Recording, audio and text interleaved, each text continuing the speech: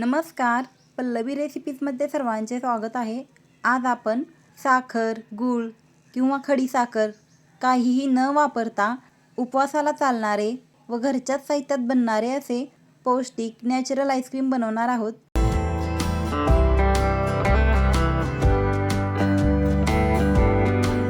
अगदी कमी साहित्यामध्ये हे आईस्क्रीम बनवून तयार होते। यासाठी आपल्याला कोणत्याही प्रकारची cream, custard powder, cocoa powder काहीही लागत नाही। चला तर मग बनवूया उपवासाला चालणारे आईस्क्रीम बनवण्यासाठी इथे मी अर्धा लिटर दूध घेतलेले आहे। मध्यम गॅसवरती आपल्याला दूध उकळून घ्यायचे आहे। 1 ते 2 मिनिटांसाठी आपल्याला दूध उकळून घ्यायचे आहे। हे आईस्क्रीम बनवण्यासाठी आपल्याला जास्त दुधाचा वापर देखील करावा लागत नाही। अगदी अर्धा लिटर दुधामध्ये सुद्धा हे आईस्क्रीम बनवून तयार होते। दूध उकळल्यानंतर आपल्याला ते थंड करायला ठेवायचे आहे। दूध जास्तही थंड करायचे नाही।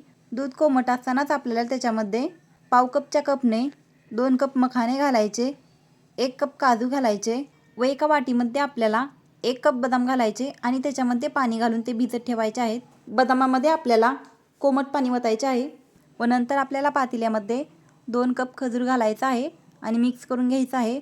खजूर घातल्यामुळे आईस्क्रीममध्ये आपल्याला साखर आणि गूळ वापरायची काहीही गरज नाही। खजूरमुळे आईस्क्रीमला छान असा गोडवा येतो।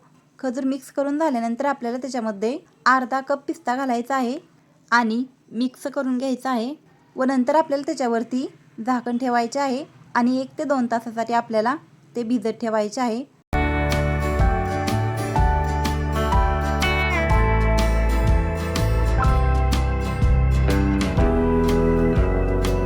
व साधारणतः 2 तासासाठी मी इथे ड्रायफ्रूट भिजत ठेवलेले होते। 2 तासानंतर आपल्याला पातेले आणि वाटीवरचे झाकण काढून घ्यायचे आहे व आपल्याला एक एक करून सर्व बदाम सोलून घ्यायचे आहेत आणि ते सोललेले बदाम आपल्याला पातेल्यामध्ये घालायचे आहेत। बदाम भिजवण्यासाठी आपल्याला थोड्या कोमट पाण्याचा वापर करायचा आहे। त्याच्यामुळे बदाम लवकर भिजले जातात व बदामाचे साल लवकर निघतात। तरी ते आपल्याला सर्व बदामाचे साल काढून घ्यायचे आहेत।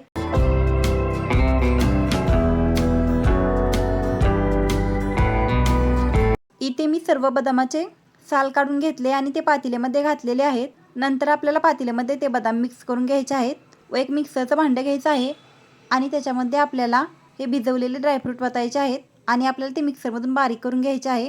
मिक्सरमधून एक वेळेस फिरवून घेतल्यानंतर आपल्याला त्याच्यामध्ये दूध घालून एक वेळेस अजून फिरवून घ्यायचे आहे व आपण जे अर्धा लिटर दूध गरम करून घेतलेले होते त्याच्यातीलच मी अर्धी वाटी दूध साईडला काढून ठेवलेले होते। ते दूध आपल्याला आता मिक्सरच्या भांड्यामध्ये घालायचे आहे आणि अजून एक वेळेस आपल्याला हे मिश्रण फिरवून घ्यायचे आहे व फिरवलेले मिश्रण आपल्याला नंतर एका डब्यामध्ये ओतायचे आहे। तर इथे माझ्याकडे एक प्लॅस्टिकचा डब्बा होता, त्याच्यामध्ये मी हे मिश्रण ओतत आहे व तुमच्याकडे जर काचेचा डब्बा असेल तर तुम्ही काचेच्या डब्यामध्ये हे मिश्रण ओतू शकता।